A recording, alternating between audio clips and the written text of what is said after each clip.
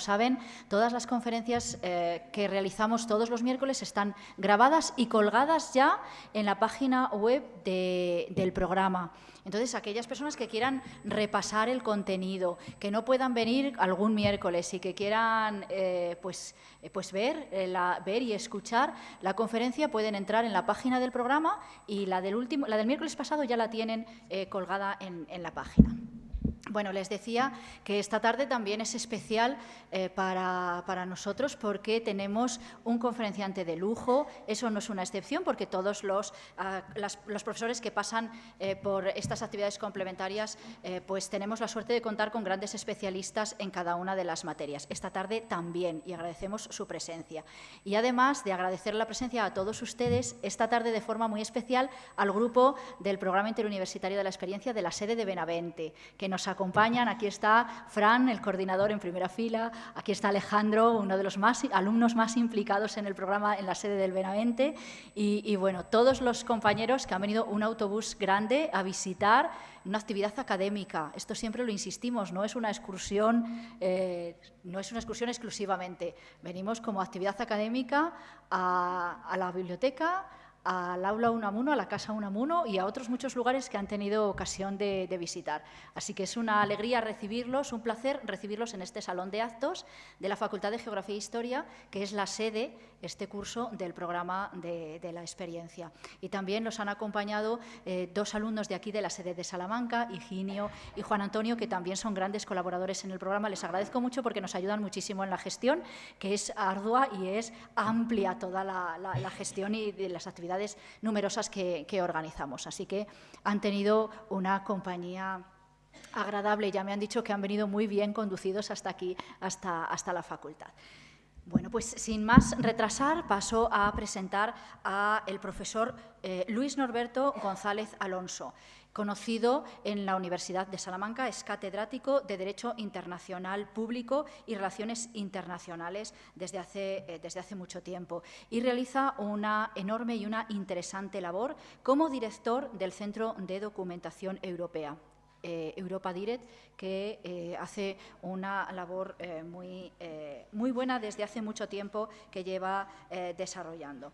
Y claro, no podía ser de otro modo que siendo el director del Centro de Documentación Europea, catedrático de Derecho Internacional y ante la inminente y la proximidad de las elecciones europeas, pues no podía menos el título que nos ofrece esta tarde. ¿Qué nos jugamos en las elecciones al Parlamento Europeo 2019? No podrán decir que los temas que tratamos en estas actividades complementarias no son originales y no son de actualidad, porque, de hecho, hemos apurado el tiempo para poder organizar esta actividad.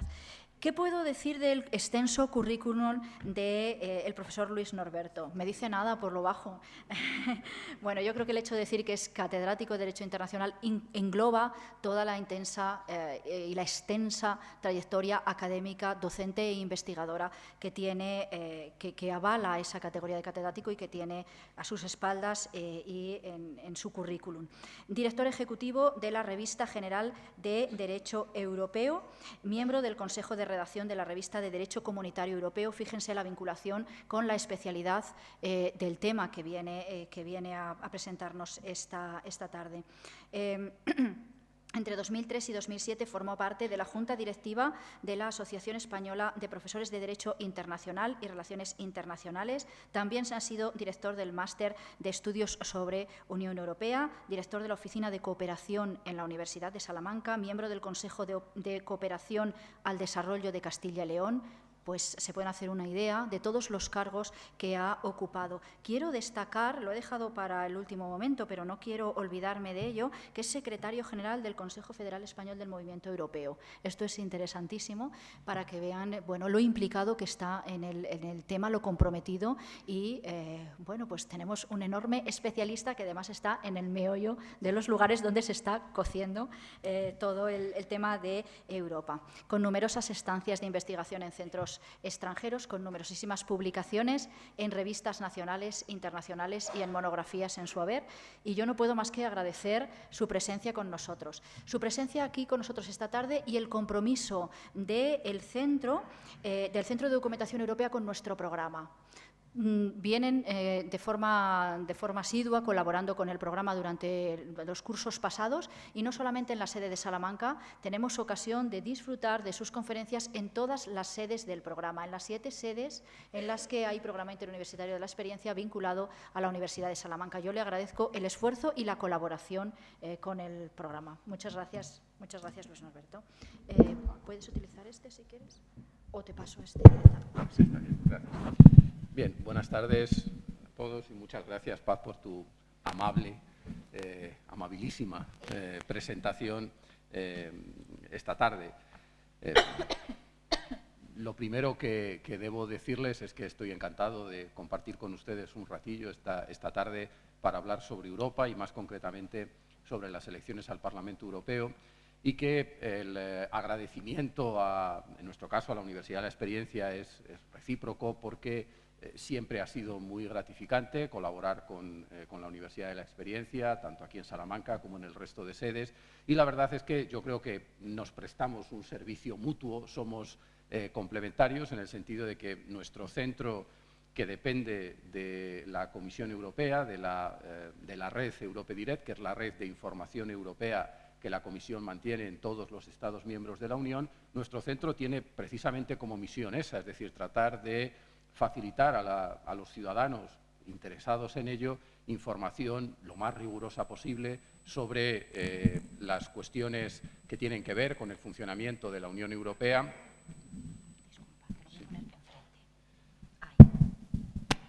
Sobre las cuestiones europeas, y evidentemente colaborar con la Universidad de la Experiencia pues nos facilita el acceso a un amplio sector de la población del que todos ustedes forman parte, y además ya a personas que tienen una inquietud cultural y un interés por seguir aprendiendo, seguir formándose y estar al tanto de lo que ocurre en su entorno más próximo, pero también en el entorno, en este caso, europeo. Por lo tanto, muchas gracias por colaborar con nosotros y por estar siempre disponibles para ello. A nosotros también nos resulta muy útil y no es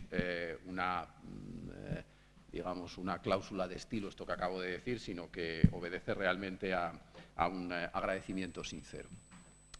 Bien, yo voy a hablarles durante el tiempo que ustedes quieran, unos 50, 55 minutos, para dejar después algo de espacio a las preguntas y al diálogo, si les apetece, sobre las próximas elecciones al Parlamento Europeo y, en términos un poquito más amplios, sobre la situación que vivimos en estos momentos en la Unión Europea. En ello pues, será obligado a hablar también sobre el Brexit, que es quizá el acontecimiento más relevante al que nos estamos enfrentando en estos momentos y que, como vamos a ver, también condiciona la propia, no la celebración en sí misma de las elecciones, pero sí está muy relacionado con ella.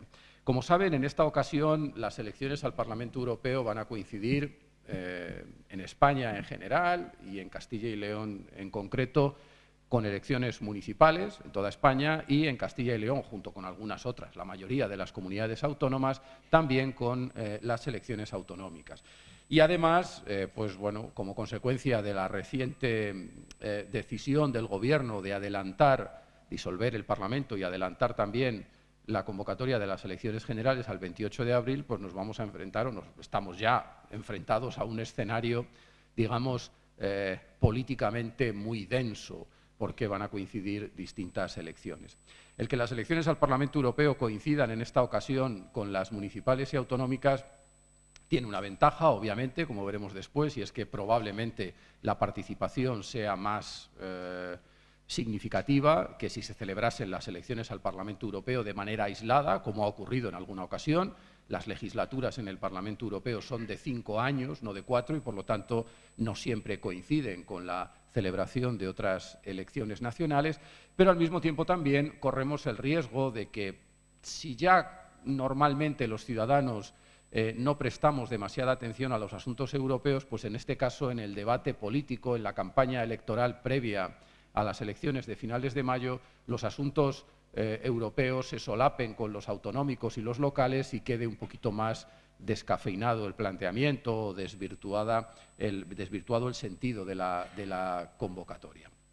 Esto hay que ponerlo de manifiesto desde el principio porque lo primero sobre lo que quería llamar su atención es sobre una cuestión yo creo, muy sencilla, muy elemental, pero que a veces nos pasa desapercibida. Es decir, todos ustedes son conscientes, todos somos conscientes y lo escuchamos con mucha frecuencia en todos los ámbitos, en los medios de comunicación, de nuestros responsables políticos, que gran parte de las decisiones fundamentales que se toman en España, como en el resto de Estados miembros de la Unión Europea, vienen condicionadas por lo que se denominan las decisiones de Bruselas, es decir, por las decisiones que previamente se toman en las instituciones europeas.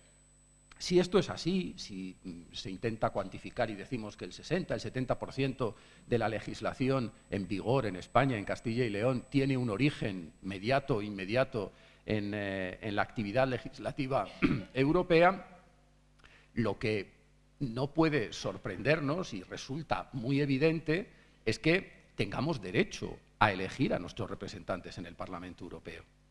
Es decir, sería escandaloso que si gran parte de las decisiones que condicionan nuestras vidas en términos políticos, económicos, etcétera, proceden de las instancias políticas europeas, no tuviésemos la capacidad de elegir a nuestros representantes en esas instituciones. Sería un gravísimo retroceso democrático. Por lo tanto, el hecho de que España, como el resto de Estados miembros de la Unión Europea, hayamos aceptado compartir nuestra toma de decisiones, lleva aparejado, lógicamente, el que además tengamos ciertos derechos de participación política adicionales, fundamentalmente el de elegir a nuestros representantes en el Parlamento Europeo. Por lo tanto, esto es algo muy elemental, pero a veces yo creo que lo perdemos un poco de vista y lo pierden de vista también nuestros responsables políticos, los dirigentes políticos. Por ejemplo, ahora que esta semana se ha publicado en el Boletín Oficial del Estado las candidaturas a las elecciones europeas, lo pierden de vista a la hora de elaborar las listas electorales, las listas de candidatos o candidatas para ser elegidos en esas elecciones. Hay veces que tenemos la impresión, los ciudadanos, de que se utilizan las listas al Parlamento Europeo para colocar a ciertas personas a las que no se sabe muy bien dónde ubicar, a ciertos responsables políticos, o que no importa mucho si quienes vayan al Parlamento Europeo pues tienen un mayor o menor conocimiento de los asuntos europeos, de los temas que tienen que ver con la Unión. Por tanto, esta es la primera constatación a modo de introducción. El derecho de votar el próximo 26 de mayo en las elecciones al Parlamento Europeo, con independencia de lo que, lógicamente, de lo que cada uno decida votar, no es una especie de derecho exótico o de complemento insustancial de nuestros derechos políticos, sino que tiene que ver, del mismo modo que nuestra capacidad de elegir a nuestros representantes políticos nacionales, autonómicos, locales, tiene que ver con el ejercicio de la democracia en el sentido más pleno del término, por más que a veces veamos al Parlamento Europeo como una institución lejana.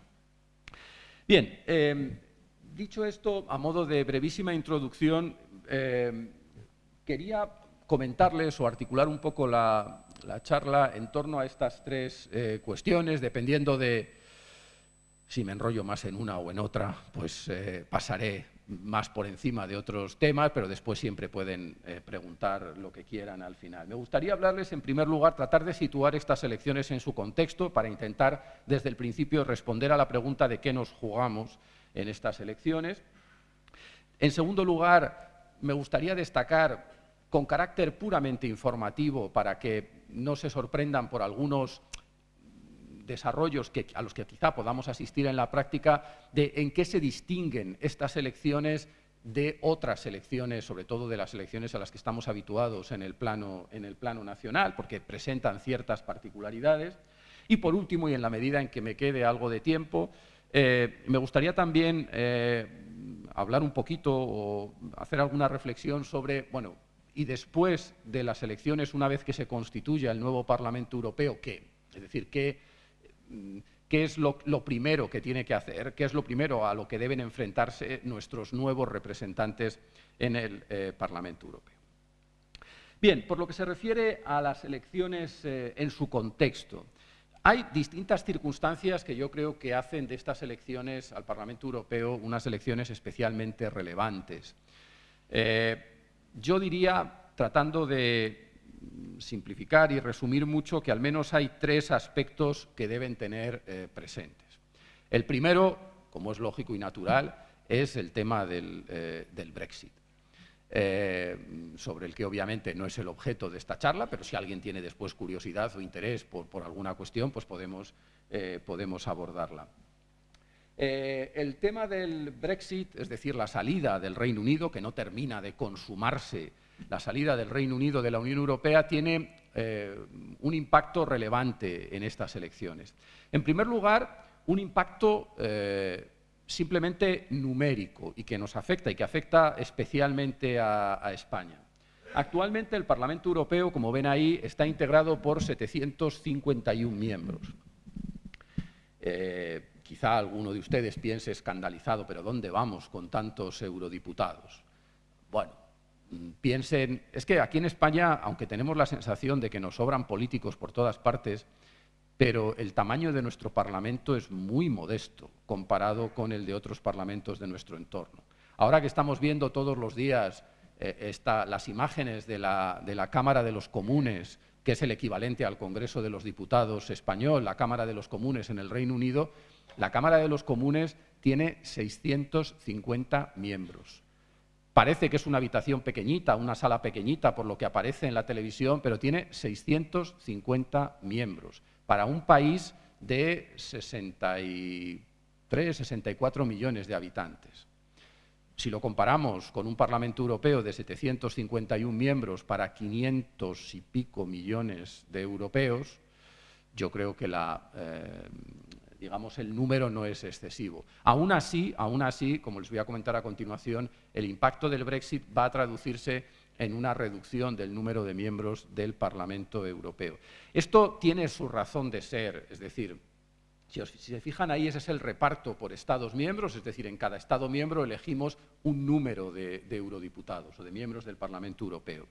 Obviamente ese número tiene que guardar una relación de proporcionalidad con la población de ese Estado. Si no, no sería democrático. Es decir, no sería democrático que en Malta, con 500.000 de habitantes, eligiesen el mismo número de representantes en el Parlamento Europeo que en España, con 46 o 47 millones de habitantes. Tiene que haber una relación de proporcionalidad.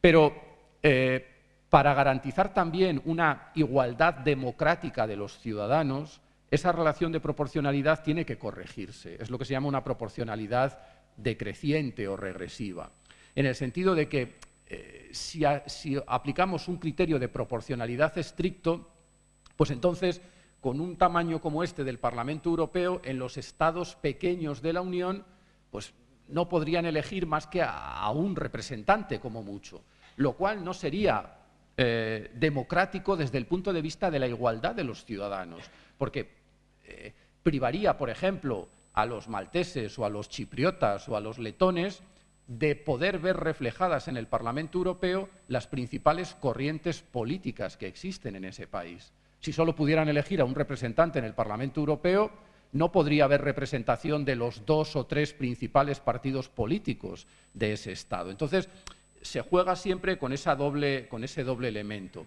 Tiene que haber una relación de proporcionalidad, pero al mismo tiempo hay que corregir la proporcionalidad para garantizar una cierta igualdad de los ciudadanos. Por el hecho de ser ciudadano de un Estado miembro pequeño, pues que uno no se vea perjudicado, no se vea discriminado respecto de los ciudadanos de otros Estados.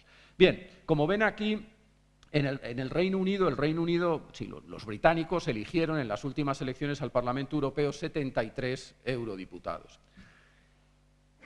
¿Qué hacemos con el hueco que dejan los británicos? Bueno, esto se ha estado debatiendo durante bastante tiempo y había distintas propuestas sobre la mesa, no voy a entrar en detalles porque no tenemos tiempo, pero finalmente, y también para un poco dar la impresión a los ciudadanos de que, bueno, no se trata de gastar por gastar, no se trata de tener un Parlamento lo más grande posible, lo que se ha decidido es reducir el número de miembros del Parlamento Europeo, que va a pasar de 751 a 705. Perdonen que esté en inglés, pero la tabla no la he encontrado todavía en español, pero bueno, yo creo que se entiende bien. Y eso va a suponer ciertos cambios, es decir, de los 73 eurodiputados británicos, el hueco que dejan los británicos, la mayor parte va a desaparecer, es decir, casi 50, pero los otros se ha decidido repartirlos entre aquellos Estados miembros que se consideraba que quizá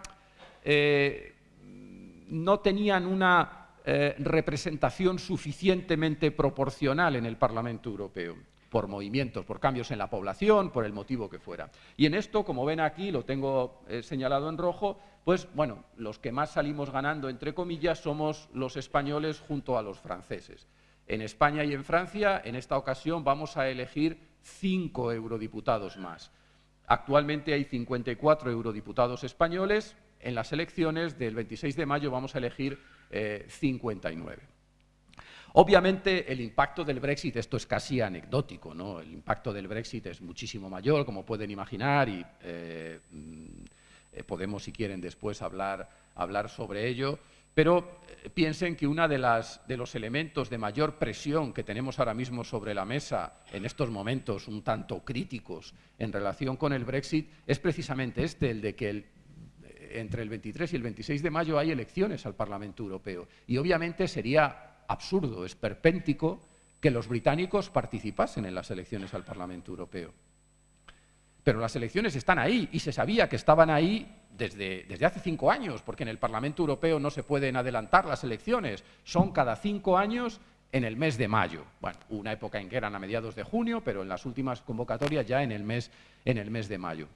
Entonces, todo estaba previsto para que, si las cosas iban bien, el Reino Unido ya hubiese abandonado la Unión Europea con tiempo suficiente para que no se planteasen este tipo de problemas. Pero, como saben, el Parlamento británico está teniendo gravísimos problemas para ponerse de acuerdo entre ellos acerca de cómo quieren salir de la Unión Europea, y esto está empezando, lógicamente, a colmar la paciencia del resto de Estados miembros y de las propias instituciones europeas, porque el Reino Unido, los británicos, están en su derecho de abandonar la Unión Europea, así se contempla en los tratados, pero lo que no pueden es tomarnos como rehenes durante un montón de tiempo y mantener empantanada la situación durante mucho tiempo, porque ellos no son capaces de ponerse de acuerdo. Decidieron abandonar la Unión, se puede criticar más o menos, se puede decir en qué circunstancias se produjo aquel referéndum famoso de junio de 2016, pero el problema es que ahora, cuando se ven confrontados a las consecuencias que supone el abandono de la Unión Europea, cuando empiezan a percibir esas consecuencias, que son las consecuencias lógicas, pues, digamos, no terminan de hacerse a la idea y no alcanzan un acuerdo, no son capaces de aprobar en el Parlamento británico el acuerdo que durante más de año y medio negociamos con ellos, negoció la Comisión Europea con ellos en nombre de los otros 27 Estados miembros.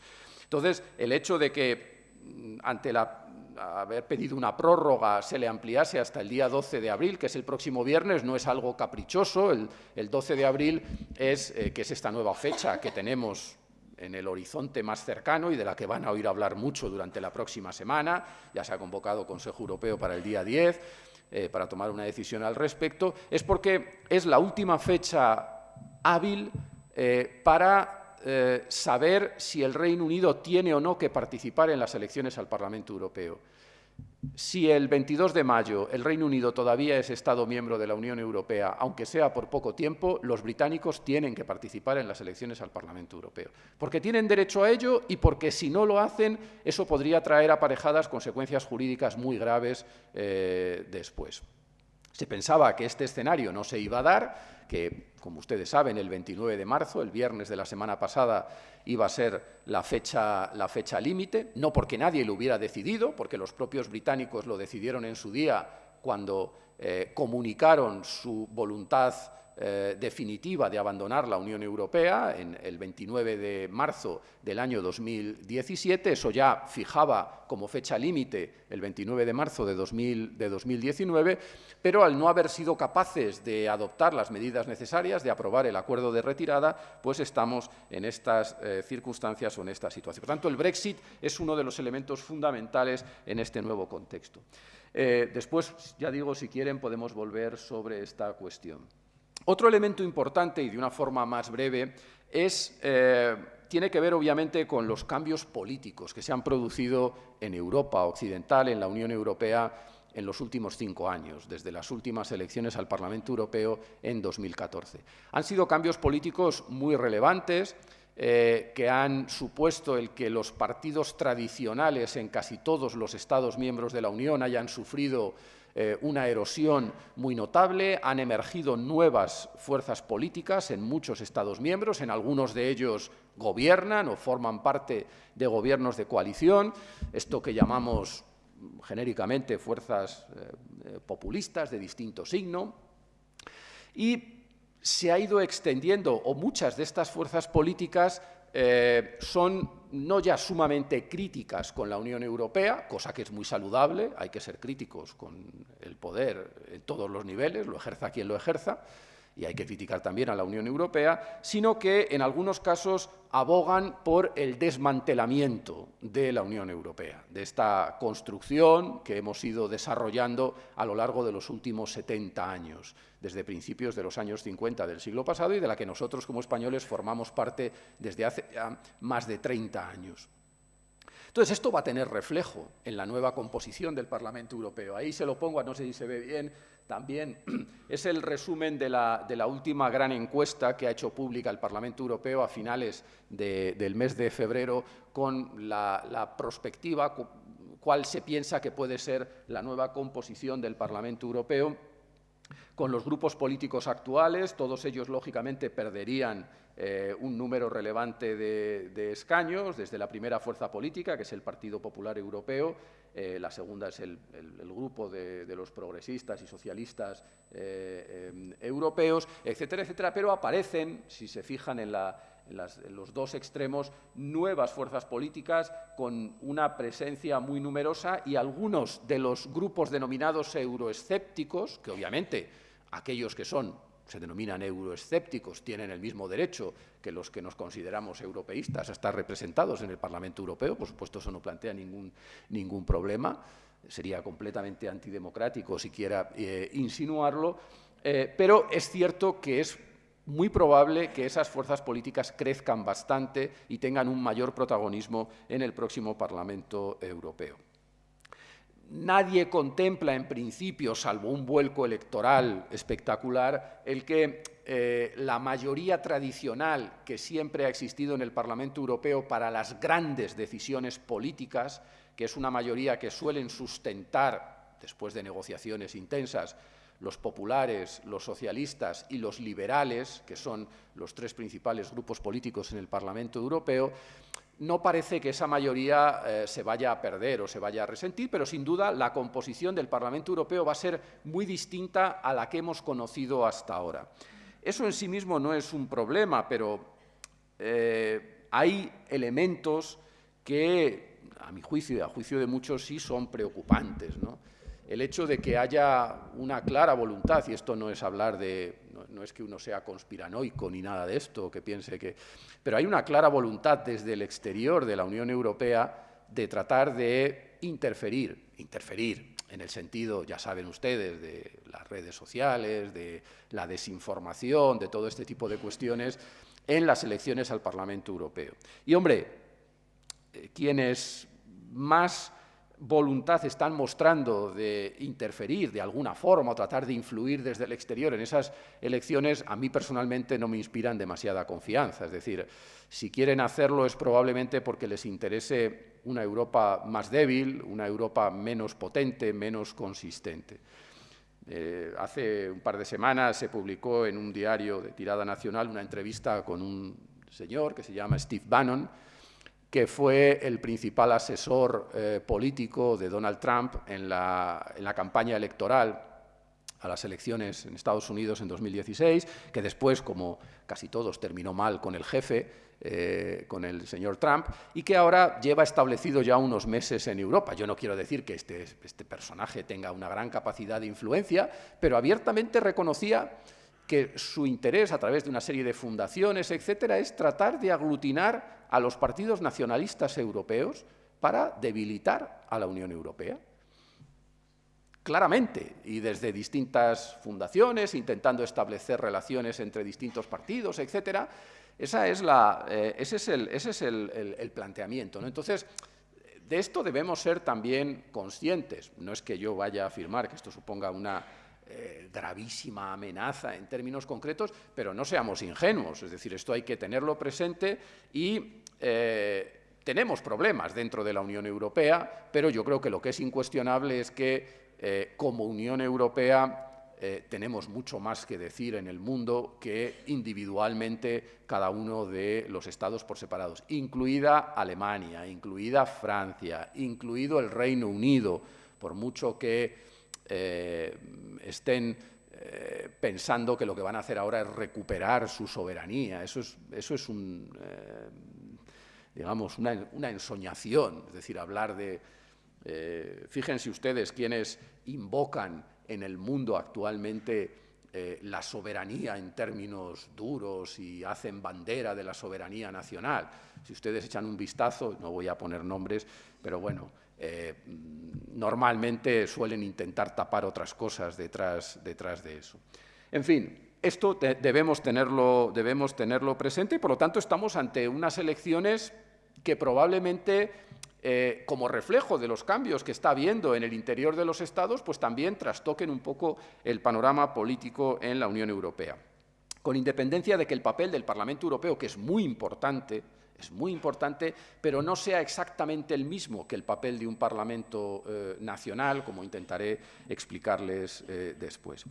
Y por último, y en esto sí que no me voy a detener en absoluto, y para darle también un cariz más positivo, después de muchos años de profunda crisis en la Unión Europea, por distintas circunstancias, por cosas que probablemente se han hecho mal en el plano europeo, por parte de los gobiernos nacionales, por la propia naturaleza de las cosas, cuando nos tocan el bolsillo a todos, etcétera, hemos pasado unos años de crisis o de multicrisis, de policrisis, es decir, en el que la Unión Europea parece que le habían caído las 7 plagas bíblicas encima, es decir, que todo le salía mal y que todo lo que podía salir mal terminaba saliendo mal. Bueno, el proyecto europeo ha resistido, y ha resistido porque todos tenemos interés en que así sea, por más que a veces nuestros políticos pues, utilicen a la Unión Europea como chivo expiatorio. La Unión Europea no se queja mucho, porque además las instituciones europeas, por mucho que pensemos, la Comisión, el Parlamento, etcétera, no son conscientes de que los ciudadanos las ven como instituciones un tanto lejanas y no quieren que los ciudadanos tengan la sensación de que se inmiscuyen demasiado en cuestiones que no van con ellos. Entonces, muchas veces ante las críticas que se hacen desde los propios gobiernos nacionales o de determinadas afirmaciones, la Unión Europea no entra, las instituciones europeas no entran al trapo, por decirlo coloquialmente. Entonces, es un chivo expiatorio muy agradecido, porque se puede echar la culpa a Europa de lo que va mal y cuando hay cosas que salen bien, pues ponernos las medallas los gobiernos nacionales, como suele ocurrir. Engañando un poco a la gente, porque de lo que la gente no cae en la cuenta muchas veces, la gente, me refiero a los ciudadanos en general, es de que las decisiones en Europa no las toma esa burocracia que es la Comisión Europea, las toman nuestros representantes en el Parlamento Europeo y las toman los gobiernos de los Estados miembros reunidos en el Consejo de la Unión o en el Consejo Europeo, en esas célebres cumbres de la Unión Europea. Así se toman las decisiones, que después se encarga de ejecutar la Comisión Europea. Pero la Comisión Europea no toma, es decir, la burocracia de Bruselas que se entromete en lo que no le mandan, que la burocracia de Bruselas está ahí para gestionar los asuntos comunes y las decisiones que tomemos por esta doble vía. Entonces, lo que quería decirles es que, desde una óptica más positiva, por primera vez en el último año, año y medio, y dejando al lado el tema del Brexit, estamos en condiciones de mirar al futuro con un poco más de optimismo en Europa. Es decir, hemos superado esta crisis y, por lo tanto, el Parlamento Europeo que salga de estas elecciones va a ser un Parlamento ante el que, por primera vez, yo diría, en los últimos 10 años, se va a abrir un horizonte más optimista, con más posibilidades de actuación y de, como se ha dicho muchas veces, no tanto de ir intentando tapar agujeros o vías de agua en el barco que parecía que se nos hundía, sino de realizar propuestas y tratar de mirar hacia adelante con un poquito más de optimismo. Bien, bueno, aquí les tenía las perspectivas para España, cuáles pueden ser los resultados en España, que bueno, más o menos coinciden, es decir, aquí el Parlamento lo único que ha hecho ha sido una media de las principales encuestas que todos conocen y que aparecen periódicamente en la prensa en España. Ese sería un poco el planteamiento, una victoria en principio del Partido Socialista, seguido del Partido Popular. ALDE es el grupo de los liberales europeos, que aquí estaría representado por el Partido Ciudadanos, y después los que forman parte, digamos, de Podemos, pues estarían repartidos entre estos distintos grupos políticos, porque hay distintas sensibilidades, como saben, dentro del partido que se denomina Podemos. Obviamente, el de otros correspondería sobre todo a la irrupción en escena de Vox como nueva fuerza política que no tiene actualmente representación en el Parlamento Europeo. Bien, en segundo lugar, y aquí también podríamos estar hablando mucho tiempo, pero simplemente algunas, no sé si curiosidades o datos un poco más técnicos sobre el desarrollo de las elecciones al Parlamento Europeo. Bien, lo primero es que las elecciones al Parlamento Europeo se desarrollan conforme a una serie de principios básicos comunes en todos los Estados miembros, pero dejando un margen muy amplio para la aplicación de las legislaciones electorales nacionales. Es decir, digamos, hablando coloquialmente, Bruselas no impone una legislación electoral completamente uniforme para la celebración de estas elecciones, sino que hay unos principios comunes y después en cada Estado miembro pues, se organizan atendiendo a las particularidades nacionales. Ello explica, por ejemplo, que las elecciones al Parlamento Europeo no se celebren el mismo día en todos los Estados miembros. Se celebran siempre entre un jueves y un domingo, porque hay Estados miembros en los que la costumbre es que las elecciones se celebren en días laborables, mientras que en otros, por ejemplo en España, como sabemos, desde hace prácticamente desde el inicio de la transición, las elecciones son siempre domingo en un día festivo. Entonces, bueno, para dejar margen, las elecciones comenzarán el día 23 de mayo y terminarán el 26 de mayo. Obviamente, el recuento no comienza hasta que no se cierra el último colegio electoral en el último Estado miembro en el que se celebran las elecciones, por lo tanto, hasta el domingo por la noche.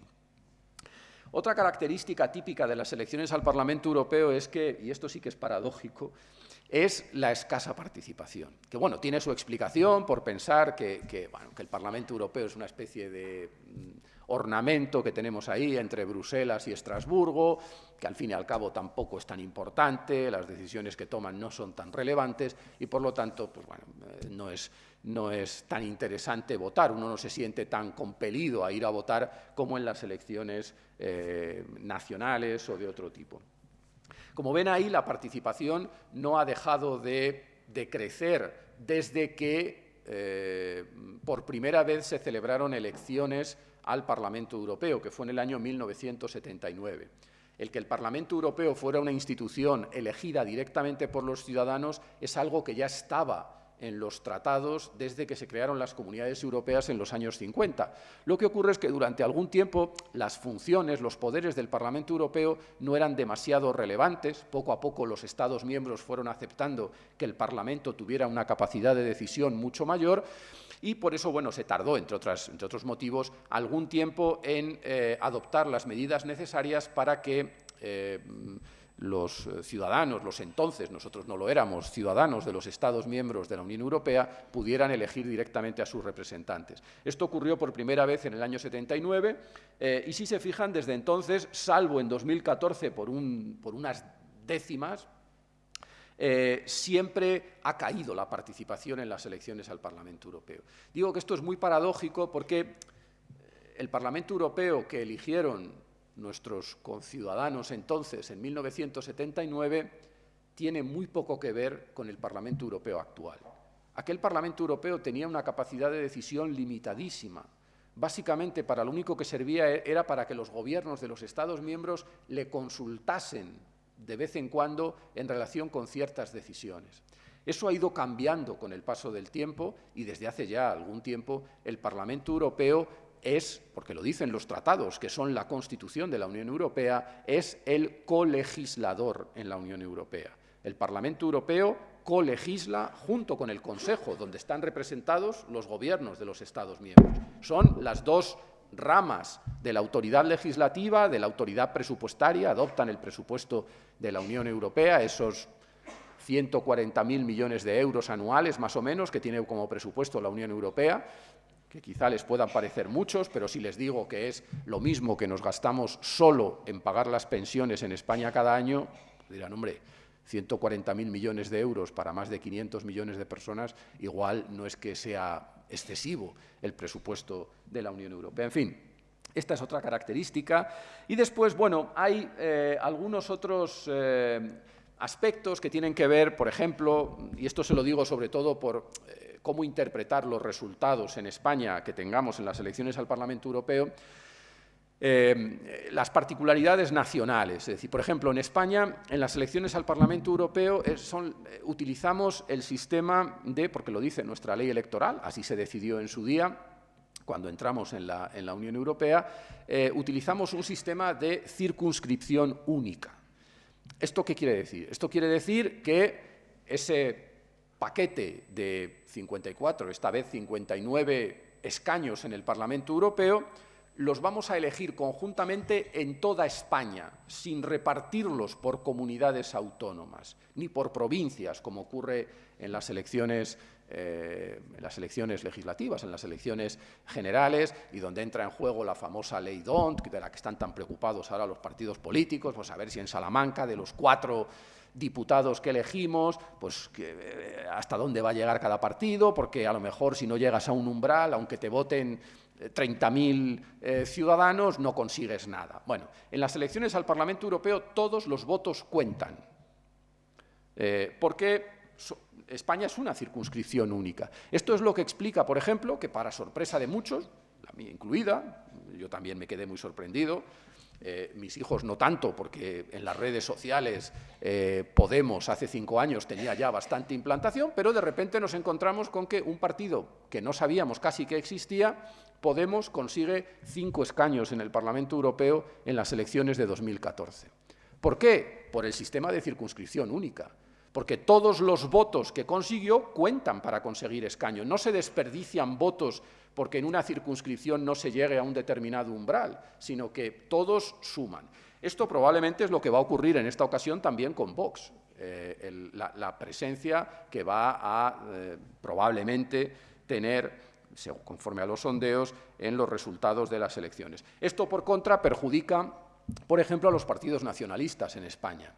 Por eso estas alianzas que intentan establecer entre ellos, porque los partidos nacionalistas están muy implantados, pero solo en determinadas comunidades autónomas. Con lo cual, al no repartirse los escaños por comunidades autónomas, sus posibilidades de obtener representación son menores. En fin, hay otras muchas particularidades. Lo que sí es interesante, yo creo, y con esto termino ya también esta parte, es que sean conscientes de que las elecciones, aunque son elecciones europeas, se celebran conforme a la organización política existente en cada uno de los Estados miembros. A la organización no política, a la organización de partidos políticos existente en cada uno de los Estados miembros. Es decir, quienes se presentan a las elecciones no son partidos europeos, son los partidos nacionales. que es verdad, cada uno de ellos, sobre todo los de mayor tradición, mayor arraigo, forman parte de familias políticas europeas. Esto es importante porque una vez que elijamos a nuestros representantes en las elecciones, cuando lleguen a Bruselas y a Estrasburgo, donde tiene repartida la sede fundamentalmente el Parlamento Europeo, y tomen posesión de sus escaños, cuando lo hagan, lo primero que va a ocurrir es que se van a tener que formar los grupos políticos en el Parlamento Europeo, igual que ocurre en el Congreso de los Diputados o en el Senado. Y esos grupos políticos, ahí tienen cuál es la composición actual del Parlamento en cuanto a grupos políticos. Esos grupos políticos son grupos políticos transnacionales.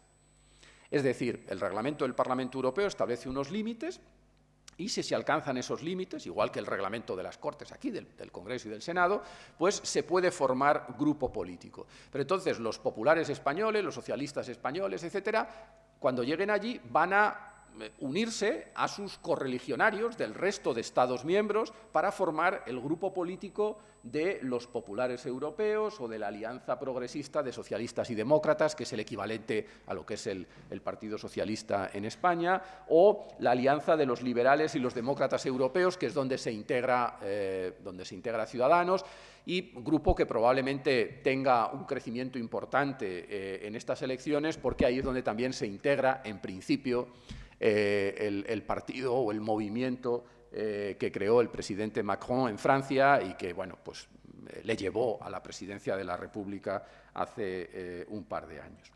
Entonces, estos 8 grupos políticos que actualmente existen en el Parlamento Europeo, incluido el de los no adscritos, lo que llamamos aquí el grupo mixto, es decir, aquellos que no alcanzan el umbral suficiente para poder formar grupo político, pues van aquí se llama el grupo de los no inscritos. Pues en estos 8 grupos políticos, como les indico ahí, están representados más de 160 partidos políticos nacionales. Entonces, este es un poco el mecanismo. Una de las ideas que se barajó para el tema de cómo nos repartimos los escaños que dejan libres los británicos fue la de que por primera vez se presentasen a estas elecciones listas transnacionales. Es decir, que las listas no fueran listas estrictamente nacionales, que se votan en cada Estado miembro, sino que, por ejemplo, hubiese una lista para ocupar un cierto número de escaños, y eso estimularía un poco entre los ciudadanos la visión de Europa o el compromiso europeísta, que hubiese, por ejemplo, una lista de los populares europeos y que para un cierto número de escaños tuviésemos que votar a esa lista en la que tendríamos en la papeleta de votación juntos, pues por ejemplo, a un alemán, a un holandés, a una italiana, a un belga y a una chipriota, por ejemplo, todos pertenecientes a esa corriente política. Bueno, los gobiernos de los Estados miembros no lo han visto claro y son los que han dicho, el Parlamento era partidario, y son los que han dicho que de momento no, aunque esta es una vía que probablemente en el futuro habrá que explorar. Bien, por lo tanto, ya digo, algunas particularidades desde este punto de vista. Hay otras muchas, hay diferencias incluso en cuanto a la edad mínima para poder participar en las elecciones. Aquí se respetan las tradiciones y la legislación de cada Estado miembro. En España son los 18 años, pero en algunos Estados miembros no es, en la mayoría de Estados miembros son 18 años, pero en algunos no.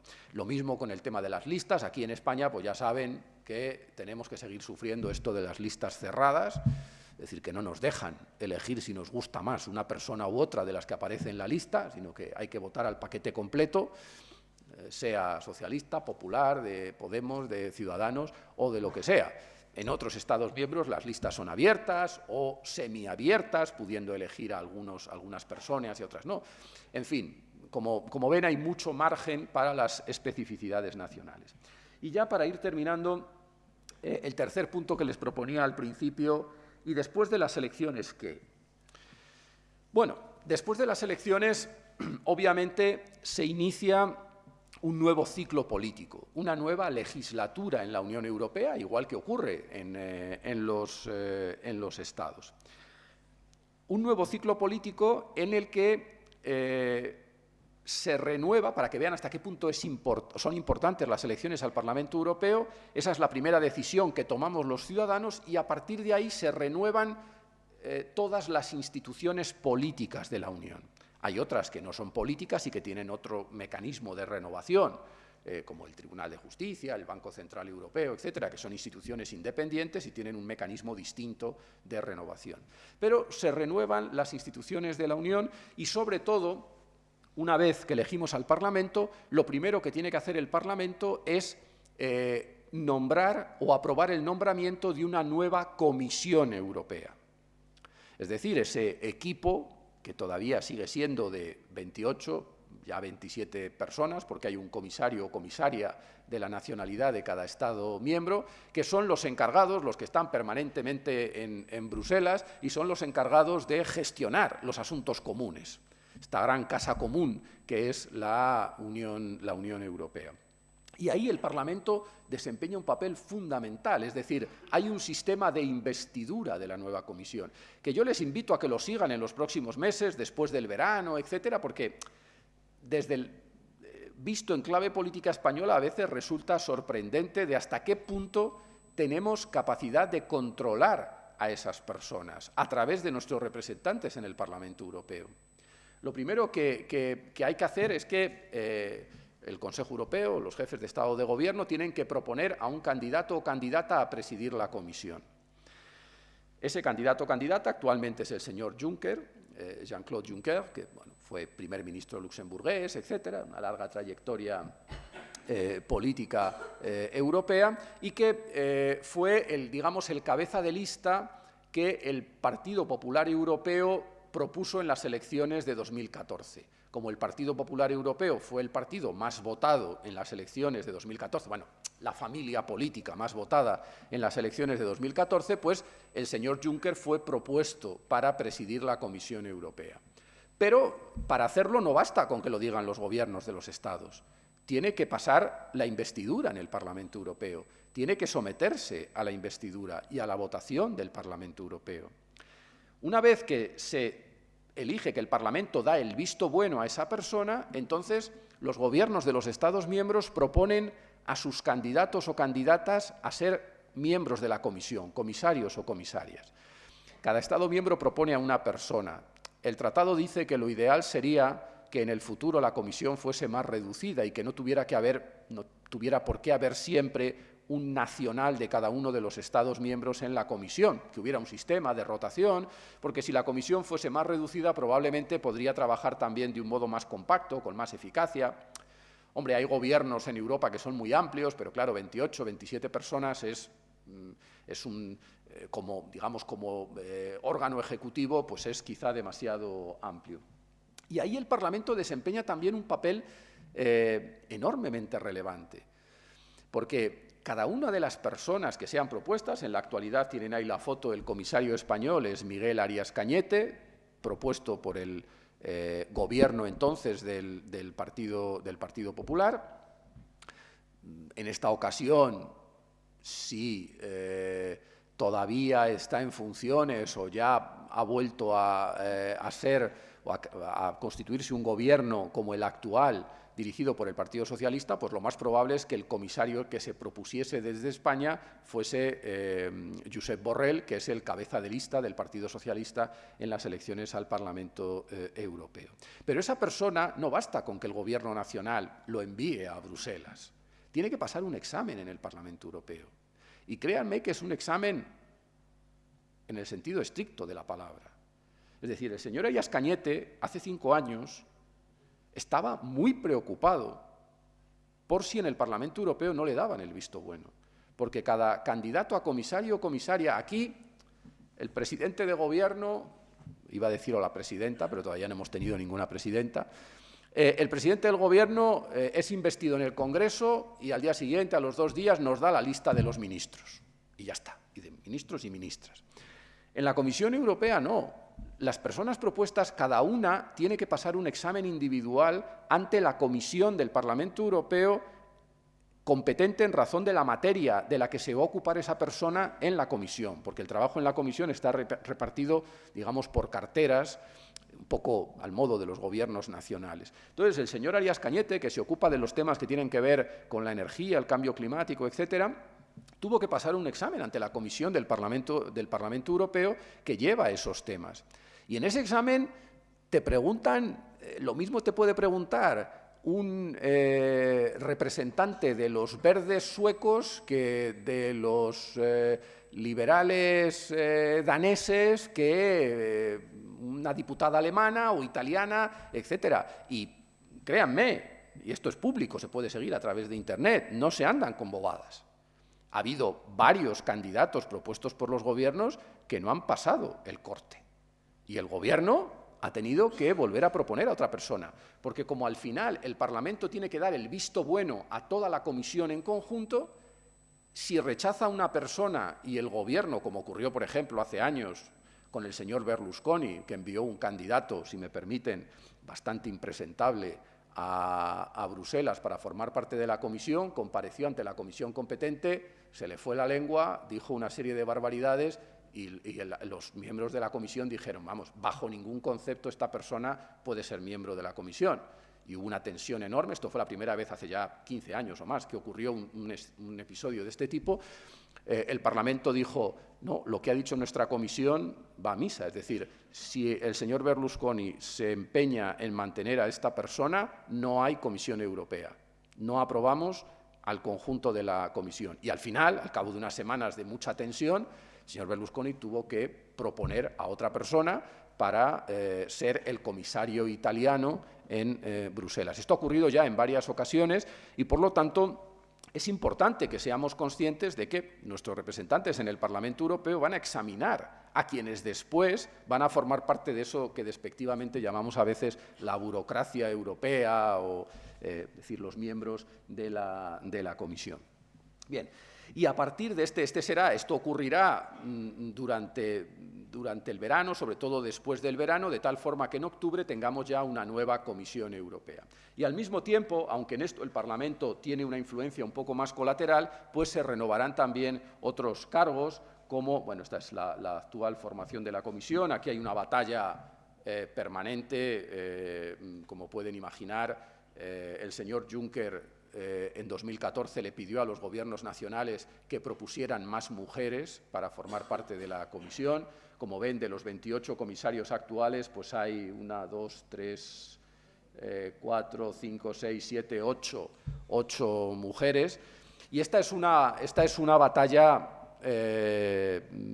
importante y sobre la que el Parlamento también está insistiendo mucho y, desde luego, veremos probablemente la composición de la próxima comisión sea más paritaria. Obviamente esto no depende solo del Parlamento Europeo, porque cuando evalúa a las personas las evalúa en función de su competencia personal. Depende más de que los gobiernos nacionales propongan a más candidatas a formar parte de la comisión e incluso que puedan proponer, llegado el caso, a una candidata para presidir la comisión. Pero, como les decía, al margen de esto también hay que renovar el resto de altos cargos en la Unión Europea. Ahí la influencia del Parlamento es un poco más limitada. El puesto de presidente del Consejo Europeo, que actualmente lleva 5 años haciéndolo un polaco, Donald Tusk. Y también otro cargo que es muy relevante, aunque poco conocido por la opinión pública, y este sí está siendo desempeñado por mujeres en los últimos 10 años, que es el cargo de la alta representante de la Unión Europea para Política Exterior, una especie de la ministra de Asuntos Exteriores de la Unión Europea, que en la actualidad, en los últimos 5 años, ha sido una italiana, Federica Mogherini, y que tiene una enorme relevancia también sobre todo en la gestión de los asuntos que tienen que ver con la acción exterior de la Unión Europea. Por lo tanto, entramos en una nueva fase que arranca con la celebración de las elecciones al Parlamento Europeo, yo creo que interesante, de enorme trascendencia, tanto por motivos que tienen que ver con lo interno en la Unión Europea, como por algo que cada vez yo creo que todos ustedes se darán cuenta es más importante, que es la presencia y el potencial de la Unión Europea en el mundo. Es decir, que realmente seamos capaces de explotar al máximo la capacidad de influencia que podemos tener como europeos frente a Estados Unidos, frente a China, frente a Rusia, etcétera, porque en eso nos jugamos mucho. Y es muy importante que así sea, es decir, los modelos conforme a los cuales funcionan otras potencias en el mundo no son exactamente el mismo que el nuestro. Y en Europa estamos bastante orgullosos de nuestro modelo, que tiene que ver con el estado del bienestar, que tiene que ver con una cierta manera de entender el funcionamiento de los asuntos públicos, de la protección de los derechos de las personas, etcétera.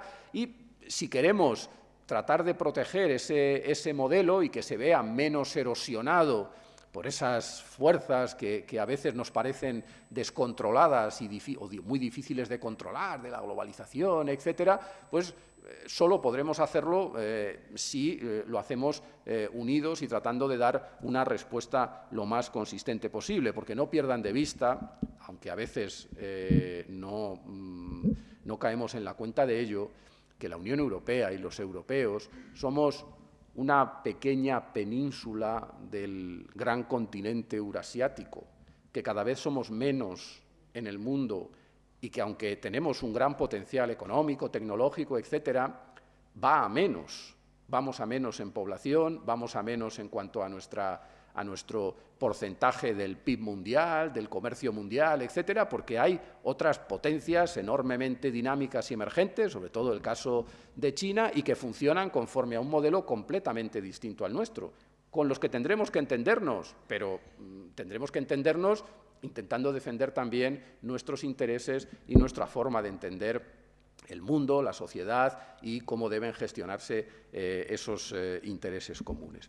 En fin, no les aburro más porque ya llevo 50 o 55 minutos hablando y yo creo que todavía me han dicho que normalmente hasta las 7:30 suele haber tiempo para la realización de estos actos.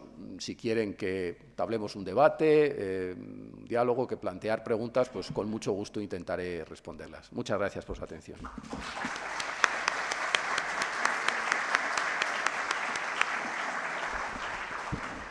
Muchísimas gracias, profesor González Alonso. Yo creo que ha sido una conferencia tremendamente interesante, que ha tocado muchísimos aspectos y muchísimos puntos de relevante interés y que, desde luego, pues abrimos ese turno de debate. Y hay una palabra pedida ya. Yo creo que nos va a llegar sí, nos está llegando el micrófono, porque ya saben que si no hablamos con el micrófono, pues no se graba la pregunta y es importante que nos quede grabado el debate. Es Esther, nuestra coordinadora de aquí de Salamanca, la que va a pasar hoy el micrófono y tenemos ahí una pregunta. Muchas gracias.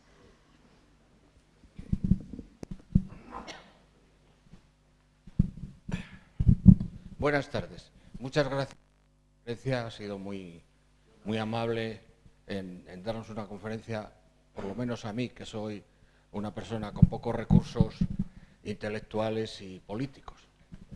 Pero yo me quedo todavía muy preocupado porque los representantes que nos envían los partidos políticos a Europa, yo entiendo que es el destrío de lo que queda de los nacionales, del Parlamento Nacional y también del Senado.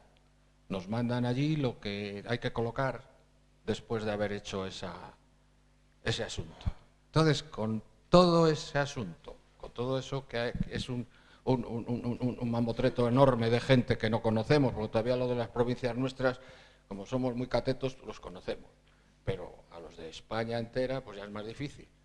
Y que tengamos que votar eso, que después van a estar todo el tiempo que están en Bruselas a las órdenes de su partido, sin ninguna inquietud personal, sin ningún trabajo personal, a mí me da mucha pena y mucho miedo, porque me parece que no nos merecemos eso.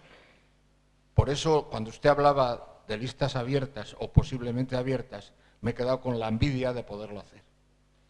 Porque a mí me parece que pasa en el Senado y pasa en el Parlamento, cuando uno ve las ponencias que han hecho los representantes de nuestra provincia, nos da una vergüenza de miedo, por lo menos a mí. Y yo en Bruselas, que no conozco lo que hacen, o lo conozco más lejano, me pasa lo mismo. Y nada más era eso. A ver, ¿qué opinión tiene usted sobre este asunto? Muchas gracias.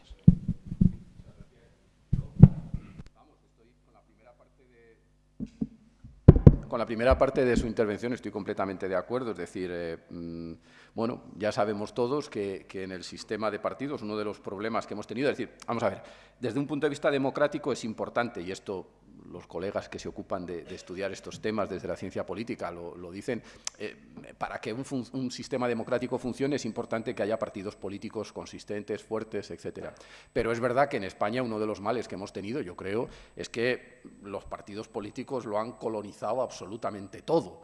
Y entonces, claro, hay que buscar acomodo a mucha gente y a muchos responsables políticos, y además cuando se producen movimientos como se han producido recientemente en los dos principales partidos políticos en España, que hay un cambio de líder, que llega con nueva gente o con su gente y que no puede ver a otros que estaban con los anteriores o con quienes competían con ellos por el liderazgo, pues las listas al Parlamento Europeo son una opción más para colocar a personas a las que se quiere dar una salida política. Yo estoy completamente de acuerdo. A mí me da mucha pena que haya personas, con independencia del partido al que pertenezcan, personas políticos muy válidos, que han trabajado bien en el Parlamento Europeo durante años y que a lo mejor nos vemos privados de su experiencia o de su capacidad de actuación simplemente porque ahora hay que colocar a una persona que o ha llegado nuevo, o no sabemos dónde ponerla, o decir,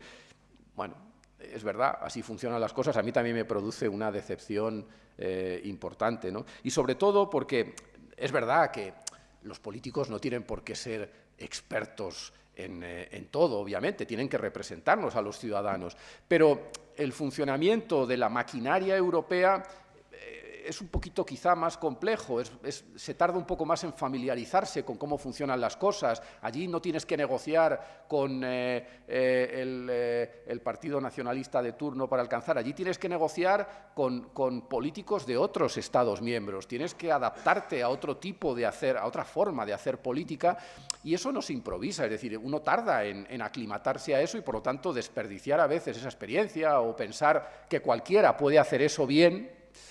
Pues bueno, a mí también me provoca una cierta decepción.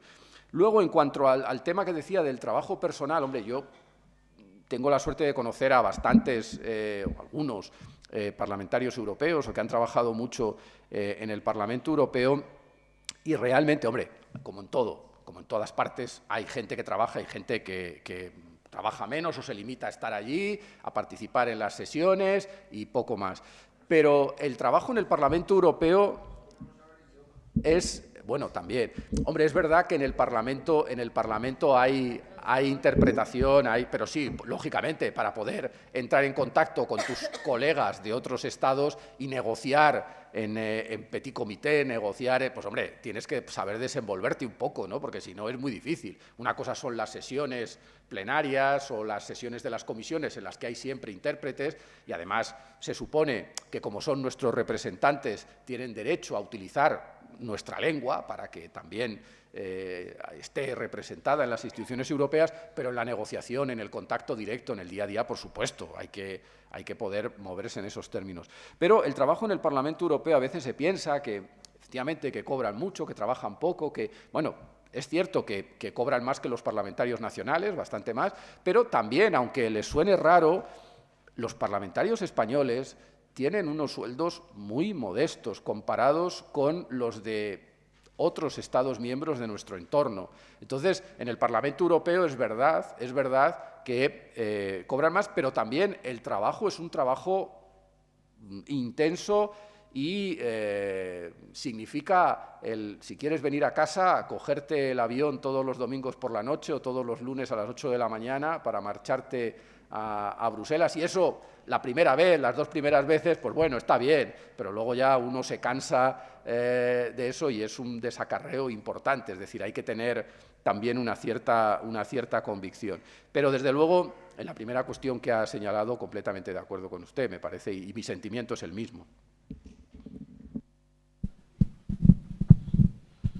Buenas tardes. Bueno, yo no me levanto porque aquí no me conocen todos. Me voy a levantar.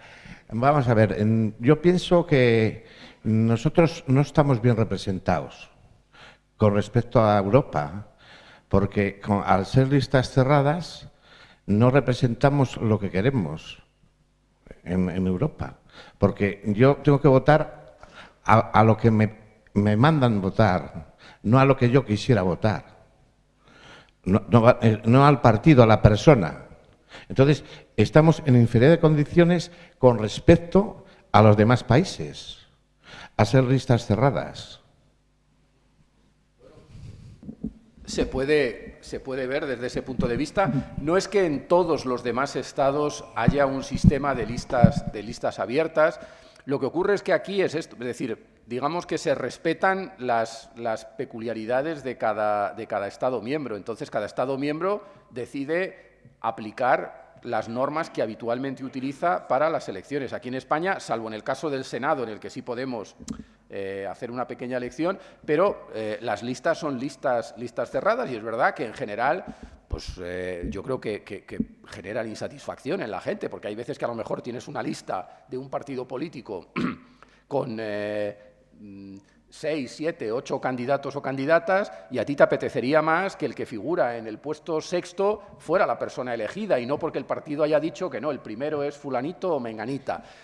Bueno, pero para eso la única forma es que nuestros partidos políticos se sientan presionados por los ciudadanos y que acepten modificar o promover una modificación de la legislación. Eso se puede cambiar. Eso se puede cambiar. Lo que ocurre es que, claro, cuando hay una legislación que está en vigor y que regula, en este caso, algo tan importante como la celebración de las elecciones, y los principales partidos políticos, sobre todo los dos más preponderantes hasta ahora, se sienten cómodos con esa legislación porque le da ciertas ventajas, pues evidentemente es difícil que acepten cambiarla. Pero esa es una posibilidad que existe. Pero ya digo, no en todos los Estados miembros hay listas abiertas. En algunos sí, en otros es un sistema mixto, en algún otro también hay listas cerradas, como en España. Entonces, bueno, ahí desde ese punto de vista, pues sí, como votante europeo, usted puede sentir que está un tanto discriminado respecto a otros que pueden elegir de una forma más directa a sus representantes. Buenas tardes. Yo te quería preguntar, a mí me da la impresión de que el sistema europeo es el gran desconocido, por lo menos en España, no sé en el resto de Europa, ¿no? Creo que conocemos poquísimo. Yo que creo que leo la prensa, que me gusta la política y que sigo el día a día, no conozco nada del sistema europeo. Pero no sé si está hecho adrede llamo, o sea, no hay ningún interés en que se conozca, o sea, es la gran desconocida. Vamos a votar algo que no sabemos qué vamos a votar. No sé si alguien de los que estamos aquí saben que había 540 y tantos parlamentarios en Europa, lo dudo que si alguien lo supiera. El resto sabemos muy poco y nos da la impresión que las grandes decisiones no las toma el Parlamento Europeo, nos da la impresión de que la toman los gobiernos cuando hacen las célebres cumbres. El presidente alemán, español o inglés, son los que van a tomar las decisiones. Por lo menos es lo que se nos da a entender, lo que vemos en el día a día cuando vemos las noticias. Todas las grandes noticias, todas las grandes resoluciones que han hecho han sido dadas en las reuniones de las cumbres europeas. El resto de los dictámenes que se hacen en el Parlamento, nada, o muy poco. Pero dudo si esto es en España o en el resto de Europa les pasa lo mismo. Y además es muy curioso, como has presentado, en las primeras elecciones, en el año 79, creo que fue, llegamos al 64% de votaciones y estamos por el 40%. O sea, que vamos para abajo cuando podíamos, una vez que hemos ingresado en Europa, que parece que al principio no lo conocíamos, que llevamos ya muchos años en Europa, podíamos entender más y querer algo más, como muy bien has explicado. Pero me da la impresión de que vamos para abajo. O sea, hemos pasado olímpicamente del sistema europeo porque nadie nos lo intenta explicar. Esta conferencia creo que es extraordinaria para intentar aclarar algo, pero me da la impresión de que ni en la prensa, ni en ningún noticiario, ni en ningún partido político nos va a contar nada. Vamos a votar, punto. Y como coinciden este año con otras propias de nuestras, pues bueno, a lo mejor se vota algo más, pero la convicción va a ser nula o muy poca. No sé. Sí, no, ese es un... Vamos a ver, el tema de comprender cómo funciona el sistema europeo es un problema que ha existido siempre. Es verdad que durante algún tiempo, incluso casi hasta que entramos nosotros en las entonces comunidades europeas, pues parecía que tampoco había mucha necesidad de explicar o de acercar a los ciudadanos, porque para toda aquella generación de europeos, me refiero de los años 60, 70, Europa por definición era algo positivo. Porque todavía tenían el recuerdo un poco en la memoria, o había personas vivas para contarlo, de lo que había supuesto la Segunda Guerra Mundial, de cómo quedó Europa después de la Segunda Guerra Mundial, de lo que suponía la reconciliación entre Francia y Alemania, por ejemplo, y el resto de vecinos en el marco de las comunidades europeas. Entonces, todo parecía como que Europa era algo que se justificaba por sí mismo. En España nos ha pasado un poco también eso por el ansia que teníamos de entrar en Europa. En los años cuando iniciamos la transición, el gran objetivo colectivo era entrar en Europa. Y además eso ha coincidido con una etapa de crecimiento económico, en la que nos hemos beneficiado mucho de los fondos europeos, etcétera. Y entonces, pues bueno, tampoco probablemente había un interés especial en explicar, o en los ciudadanos por comprender mejor, o en los políticos, los medios de comunicación, que tienen una gran responsabilidad también en esto, por explicar realmente cómo funcionan las cosas en Europa. Porque, bueno, parecía que no era demasiado necesario. Eso ha cambiado mucho. Eso ha cambiado mucho. Porque ahora Europa es un poco la diana en los últimos tiempos de nuestros males, ¿no? Y entonces... No, esto que yo les he puesto aquí es la media de toda la Unión Europea, no de España. No de España, es la media de todos los Estados miembros.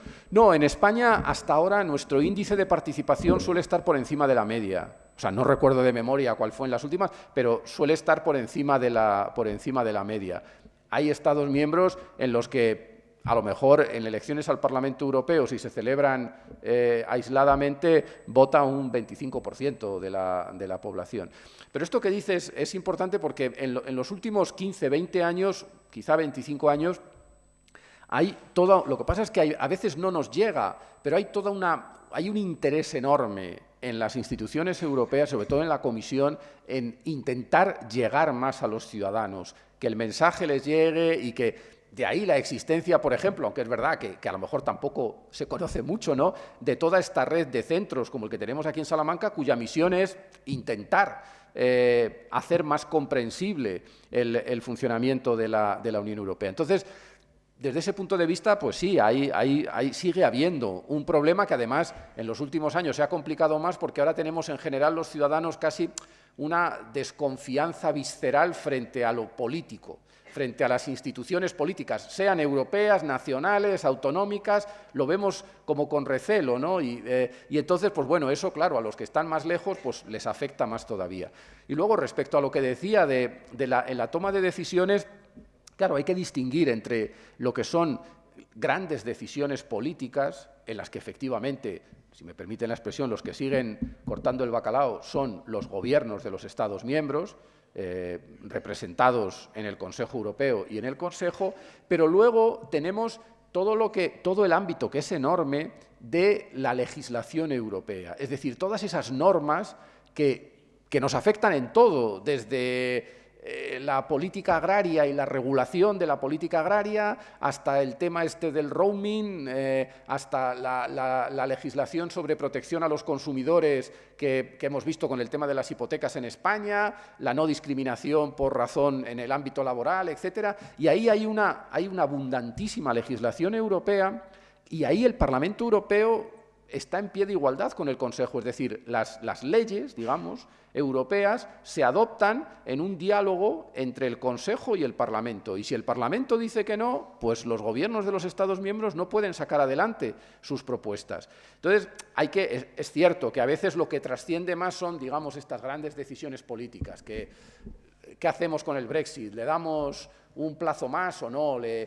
O a lo mejor el tema, alguna decisión que tiene que ver con la política exterior, donde el Parlamento pues tiene un papel, pero es menos relevante. Pero en todo lo que es la legislación sobre infinidad de cuestiones, el Parlamento Europeo colegisla junto con el Consejo y son las dos instituciones conjuntamente las que sacan adelante las normas. Si usted va al BOE europeo, al diario oficial de la Unión Europea, verá cómo las normas que se adoptan son siempre normas del Parlamento Europeo y del Consejo, porque las adoptan conjuntamente las dos instituciones. Y eso es lo que después nos llega a nosotros a través de la legislación nacional, que tiene que adaptarse a la legislación europea.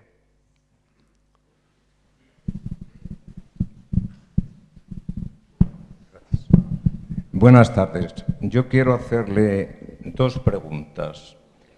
Una, ¿por qué Inglaterra, que ha sido, creo, el miembro más favorecido, ya que no ha cumplido las normas del club? Voy a ver si me explico. Es decir, ella no adoptó la moneda común. Tenía una ventaja porque podía, en los tiempos de restricción, podía perfectamente devaluar su moneda, mientras que los demás miembros no podíamos hacerlo. Entonces, creo que eso fue un error admitirla desde el principio. A pesar de que fue uno de los...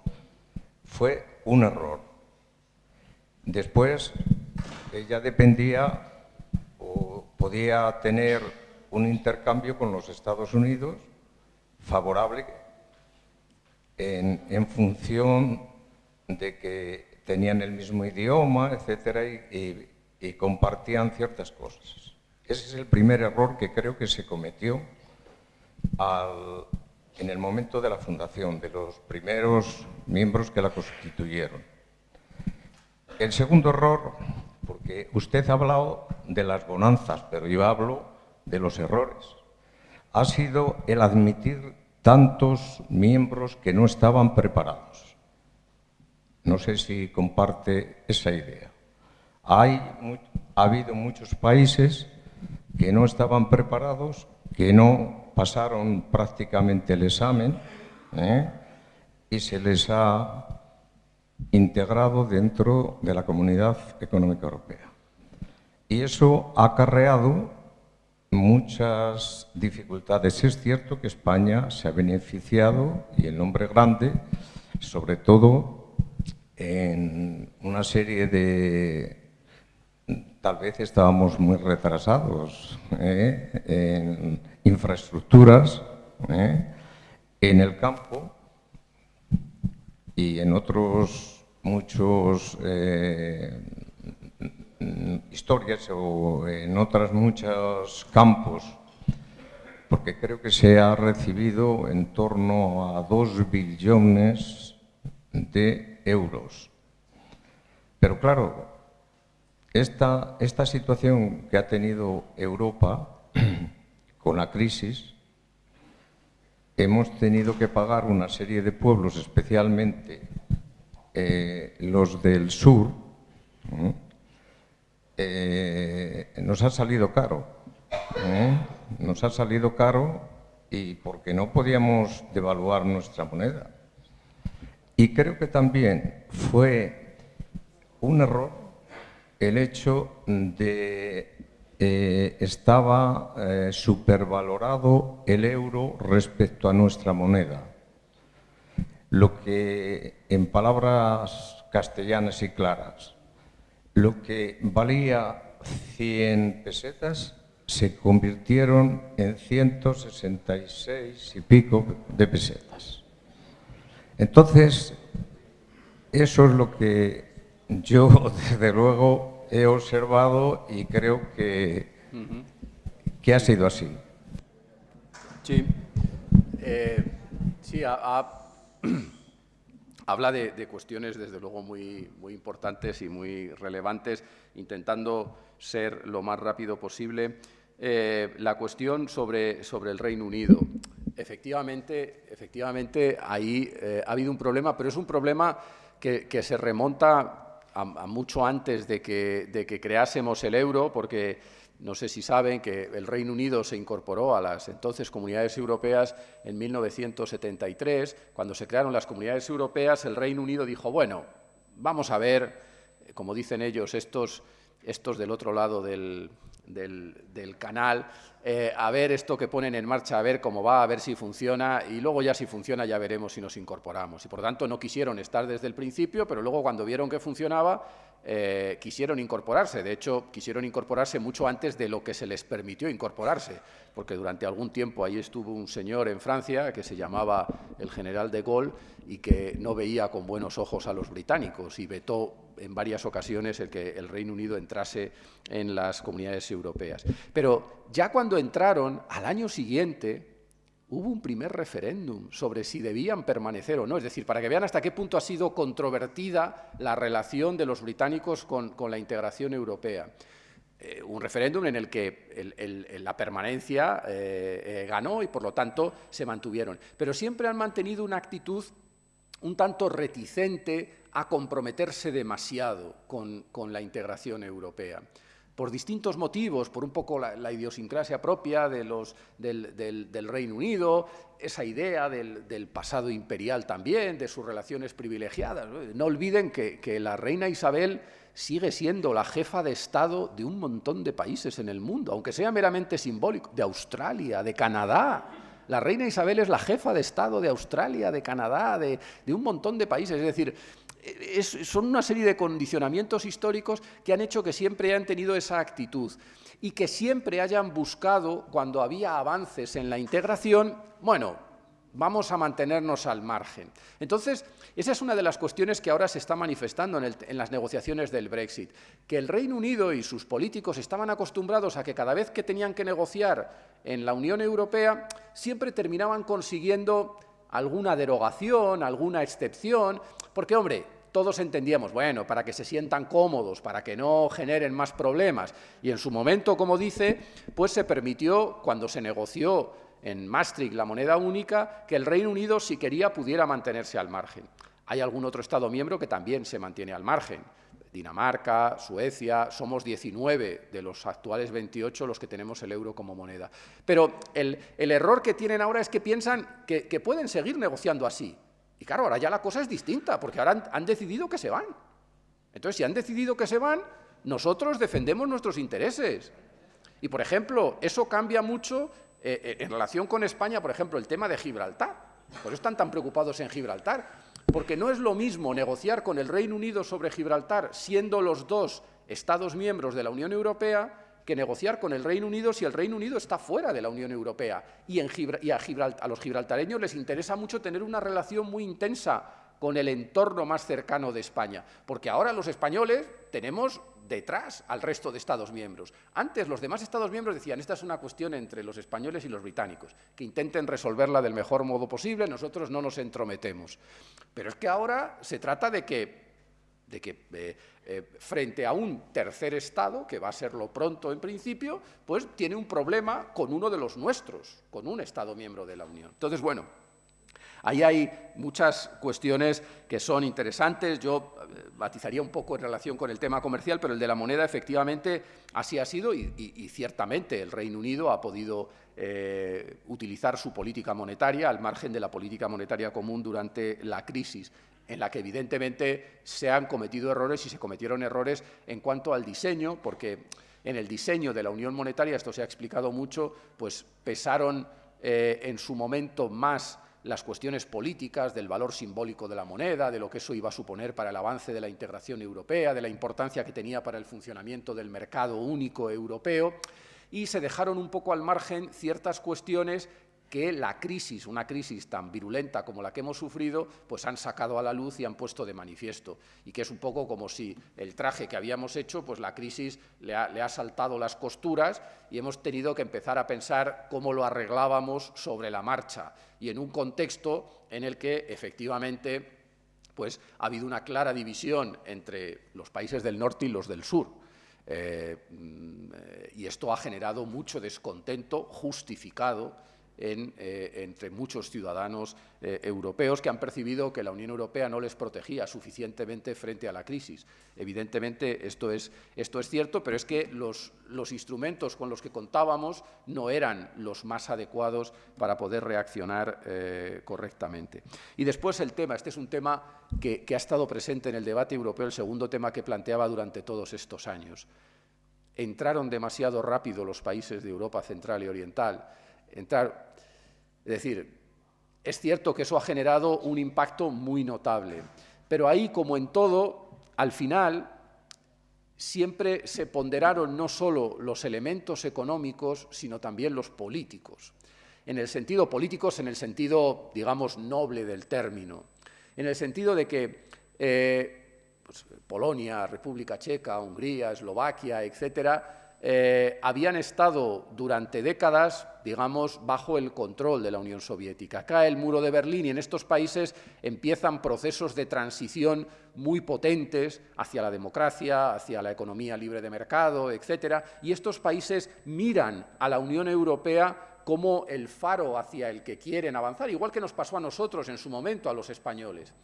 Y entonces la Unión Europea empezó a negociar con ellos y a decirles, a plantearles exigencias. Y estos países, en circunstancias a veces difíciles, empezaron a cumplir, a esforzarse por cumplir con esas exigencias. Y el tiempo pasaba, y es verdad que algunos de ellos no llegaban al nivel quizá mínimo exigible. Y en un momento determinado, cuando ya llevaban como 12 años haciendo esfuerzos en este sentido, políticamente se consideró que lo más adecuado era que entrasen en la Unión y que continuasen con ese proceso desde dentro, porque no se podía frustrar todos esos esfuerzos que habían estado haciendo y que eso podía tener un efecto después a largo plazo negativo. Y entonces, bueno, se tomó esa decisión política, que fue la misma decisión política que se tomó al relajar los criterios para que Grecia entrara en el euro. Todos sabíamos que Grecia tenía problemas muy graves y que uno, que me perdonen los griegos si hay alguno en la sala, no podía fiarse de los gobernantes griegos ni de las cuentas que presentaba el gobierno griego. Pero por un motivo político se aceptó que Grecia entrase en el euro.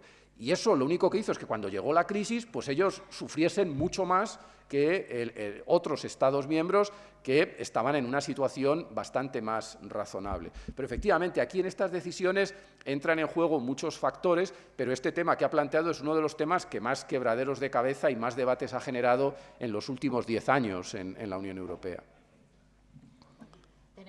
Vamos a dar posibilidad a todas las preguntas, pero sí, por favor, seamos concretos en el planteamiento de las cuestiones para que el profesor pueda darnos la explicación adecuada.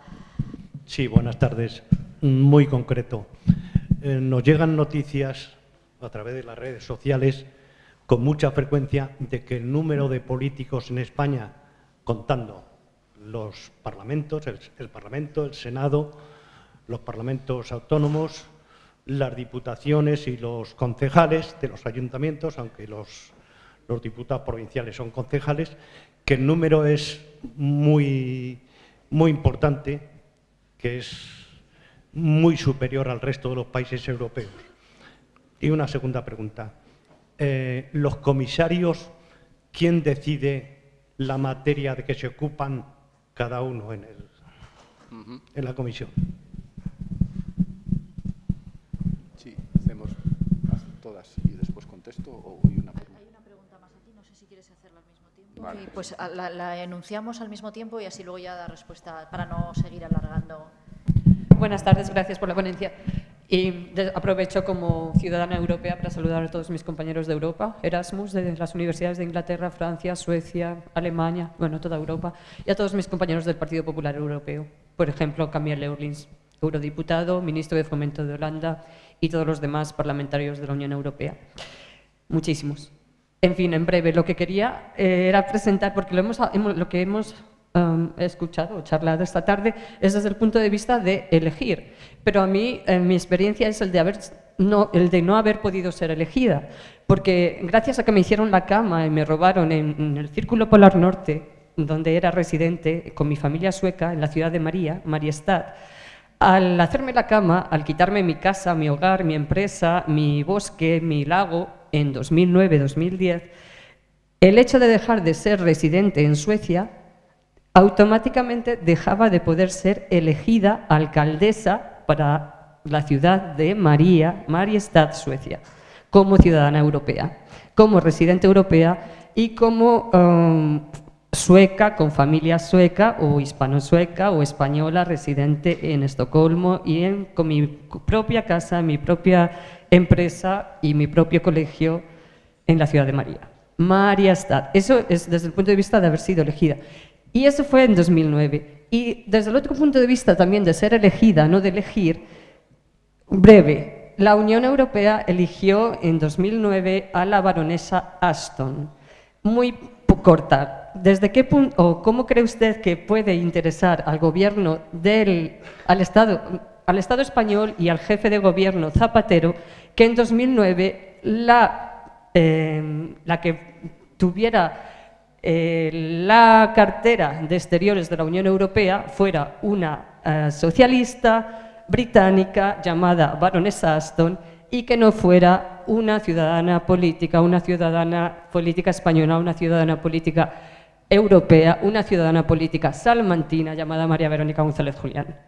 Y que le hicieran la cama, le quitaran toda su vida, le jodieran la vida y desde ese punto de vista, si te hacen la cama y le dan el puesto a otra señora que es socialista, ¿llama mucho la atención, sí o no? Dejamos la palabra al profesor vale. para que pueda dar respuesta y nos estamos ¿Ha quedado alargando claro? un poco. He cantado. Clarísimo, clarísimo.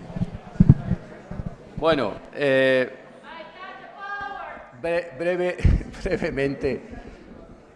brevemente, porque supongo que ya estarán cansados y tendrán prisa. En relación con su pregunta, efectivamente, nos llega ese mensaje. Yo a lo que me refería cuando hablé de la composición del Parlamento Europeo es a cuáles son las dimensiones de nuestro Parlamento nacional. Es verdad pero bueno, en el Reino Unido también, por ejemplo, pues tienen un Parlamento en Escocia, en Gales, en Irlanda del Norte.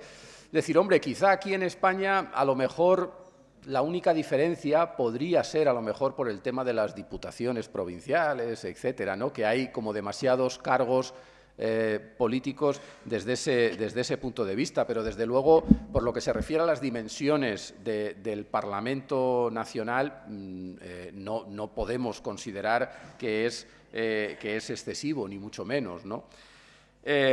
Lo que ocurre es que tenemos el poder, digamos, está repartido en distintas instancias porque decidimos en la Constitución pues, organizarnos en un sistema autonómico. Por lo que se refiere a los comisarios, es un tema muy interesante, cómo se decide el reparto. Sí, no, y también, sí, los concejales. Lo que ocurre es que, bueno, ahí a los ciudadanos lo que les preocupa sobre todo es si los concejales cobran o no cobran, es decir, hay concejales que cobran, otros que no cobran, eso cada ayuntamiento lo organiza un poco a su manera, pero bueno, efectivamente, podemos pensar que a lo mejor es excesivo el número de políticos que tenemos o de personas que se dedican a la política en España. Yo me refería exclusivamente al Parlamento Nacional. Y por lo que se refiere al tema del reparto, ya digo que es un tema muy interesante porque precisamente esa es una de las negociaciones que se entablan una vez que entra en funciones el nuevo Parlamento Europeo y empieza el procedimiento para nombrar a la Comisión. Esa es una decisión en la que intervienen, por un lado, la persona que es elegida para presidir la Comisión Europea y los gobiernos de los Estados miembros. Entonces, ahí hay ciertas claves, digamos, que hay que más o menos respetar, ¿no? Es decir, hombre, a las personas que proponen los gobiernos de los Estados más grandes de la Unión, por razones más o menos obvias, no puedes darle en la Comisión Europea carteras insignificantes o de muy poca relevancia. Pero, por otro lado, por ejemplo, no podemos aceptar que en la Comisión, o no se acepta, no sería pasable que en la Comisión Europea el comisario o la comisaria que se ocupa de la agricultura fuese francés, por ejemplo, porque Francia ha sido tradicionalmente el Estado miembro que más se ha beneficiado de la PAC. Entonces, hay toda una serie de equilibrios que hay que respetar. Depende también de las personas, es decir, si a la persona que propone el gobierno de un Estado miembro es una persona pues, casi sin experiencia europea, es un político nacional que no ha tenido mucha proyección en Europa, pues hombre, es difícil que el presidente de la comisión le asigne una responsabilidad importante. Mientras que si es una persona que ha tenido ya una trayectoria previa, ha sido a lo mejor ministro o ministra de Asuntos Exteriores en su país, ha sido parlamentario o parlamentaria europea durante mucho tiempo, conoce muy bien cómo funciona el sistema, es más probable que se le asigne, tiene un perfil político más conocido en Europa, es más probable que pueda conseguir una cartera importante. Pero ahí sí hay una negociación y una cierta lucha entre los gobiernos de los Estados miembros con el presidente designado para ver de qué se va a ocupar cada una de las personas que se proponen. No es fácil, es decir, no hay unas reglas claras que yo pueda explicarle de una forma más precisa. Y después, bueno, sobre este tema hay muchas historias. Yo me limitaré, por lo que decía, a comentarle. Es cierto que cuando la señora a la que se refería la anterior interviniente, la baronesa Ashton, la señora Catherine Ashton, fue la predecesora de Federica Mogherini como alta representante de la Unión Europea para Asuntos Exteriores y Política de Seguridad, y fue nombrada, la verdad es que su nombramiento sí fue sorpresivo, no por las razones que usted indica, pero sí por otras. Fue sorpresivo porque no era una persona que tuviese ni demasiada experiencia ni demasiada proyección en esos temas, pero ahí jugaron los equilibrios, también nuevamente equilibrios políticos. ¿Por qué se le nombró a ella? Pues bueno, se le nombró a ella... por favor, yo no le he interrumpido. Exactamente, no me interrumpa. Bueno, ahora estoy hablando yo, no es una charla. Se le nombró, estoy intentando explicar racionalmente algo que es difícil explicar racionalmente, pero bueno. Se le eligió a ella porque en ese juego, tras las elecciones, en aquel momento fueron las elecciones europeas del año 2009, en ese juego de elegir a los nuevos presidentes de las instituciones, pues ya se había optado por una persona que era hombre y pertenecía al centro-derecha para ser presidente del Consejo Europeo.